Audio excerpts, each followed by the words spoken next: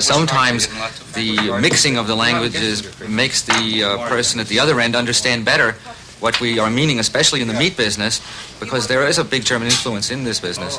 Sometimes you get your point across better by mixing the two languages. Since this is the way they still make them in Germany, we should package these too, you know. Wat nog meer tits pakken? Oh, ik denk die lakschinken en vielleicht die Schwarzwälder. You also get a lot from Lundy? Oh, Lundy, yeah, Lundy. Yeah, he was here 3 times this week. Oh, really? Dreimal, yeah. Well, Lundy comes Monday, doesn't it? No, the truck? Dinsdag, Mittwoch en Donnerstag. Oh. This language mixing gave us some very typical American English. When American Dad tells his kids, don't be fresh. Frech. And don't act dumb. Dumm. He's using German. A bum or a bummer comes from German. Bummel. So does a cookbook. Cookbook. Delicatessen. Delicatessen. Cylinder. Cylinder. And kindergarten. Kindergarten. When we're hurt, it's... Ouch. For nothing, it's... Nix. So halt an. Hold on. Und wie. And how.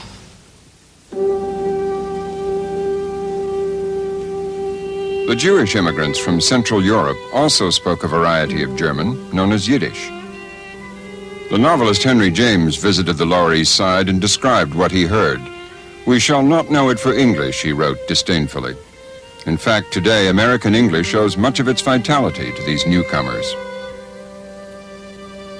One man who spent a lifetime reflecting on the strange marriage of English and Yiddish is the writer Leo Rosten.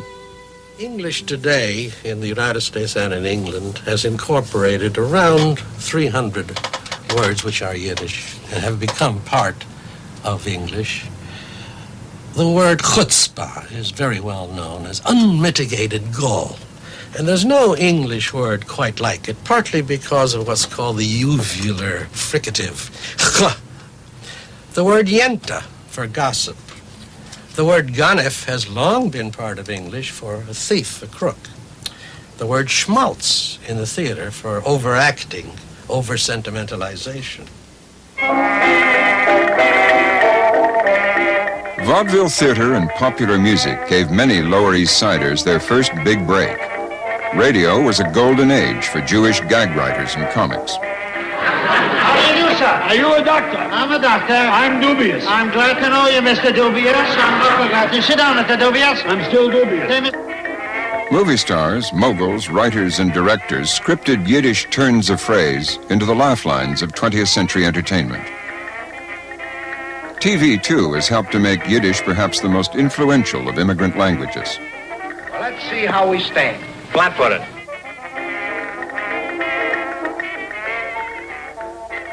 I need it like a hole in the head. Office for a lochen cup. Or you should live so long. Who needs it? All right already. Enough already. The already as an underlining of the meaning is straight Yiddish transliterated. It shouldn't happen to a dog. Morris? Yeah. You think the match is good? Murray Lenkowski is a typical first-generation New York Jew. He runs his own fur business in the heart of the city's garment district. All right. So you'll have the dyer down here, let him check it out and see what he has to do with it. Now, this is a special order. This must be delivered today. Okay, it'll be done. We'll put it on. His talk is richly embroidered with colorful Yiddish expressions and striking phrases. Fashionable, very expensive. Chatting to customers, schmoozing, he uses typical Yiddish inversions. Jackets you like. Girls, you don't want this. Let's give them jackets. Okay, hang them up. Start on the jackets. We split the mustard. The Jewish way with words, a gift for irony, is the essence of Yiddish humor.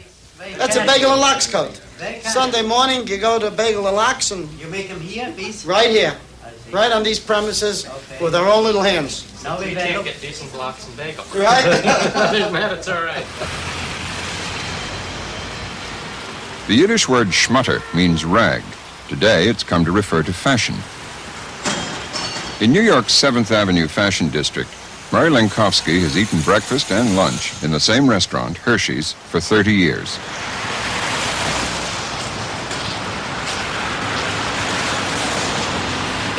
Take it off. The restaurant is kosher. By kosher, that is, they have a meshgiach A mashgiach is a man that certifies that the food served there is 100% kosher and served in a kosher style. Kosher is just one of dozens of Yiddish words that are now part of everyday conversation. And nosh is another. Well, a nosh is when you're grabbing something that you're not really hungry, you're just taking something in your mouth to keep the mouth busy. The SH sound is also used by Jews to make fun of a word. Is he fat? Fat schmat, he gets around. Is she smart? Smart schmart, she hasn't got a brain in her head. Other shirk words are schlep, shtick, schmuck, schmozzle, and schlemiel. I had one that... A schlemiel is a dope, and a schlemazel is one step above that. I send her up to Murray. Yiddish has a wealth of character types. Meshugana for a crazy person, shikker for a drunkard, nebbish for a nobody, and maven. Since you're a clothing maven, since when doesn't red go with gray? A maven is a guy that knows everything about everything. Listen to this. This is for a kanahara. We shouldn't have a kanahara, the evil eye on it. Kibbutzing, it became a national word. Everybody who mixes into someone else and has something else to say about it is a kibbutzer. Yeah. If you look at Manny, you see Manny is best. Don't look at Manny, look at me. Yiddish lends itself to a remarkable range of psychological discriminations. Red and gray is a perfect match.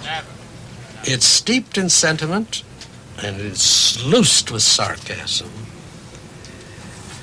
It knows that only paradox can do justice to the injustices of life.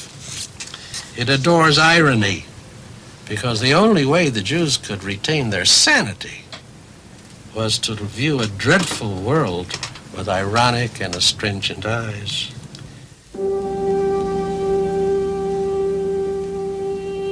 The Great War abruptly ended the great age of European immigration.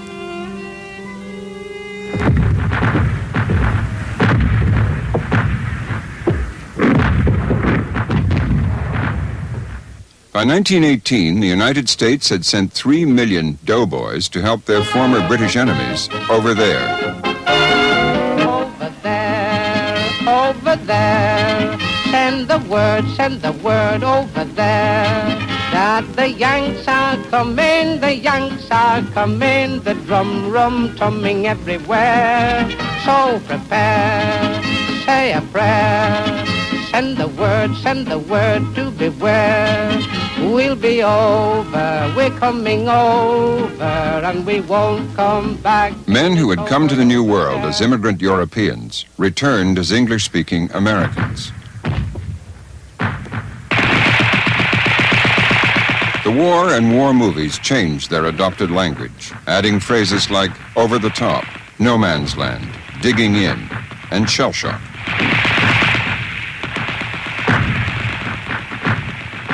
Ironically, it was during these years that a hard-hitting, hard-drinking American journalist of German ancestry concluded a labor of love, a massive pioneering study of American English. Alistair Cook was H.L. Mencken's friend and admirer. He was a total pioneer from a scholarly point of view in going into the whole origins of English in America, how it had been invaded first by Indian words and then by Dutch words and Spanish words and French and German and Yiddish and so on and so on. The wider effect of Mencken and his American language was not exactly to debunk, but was to defuse the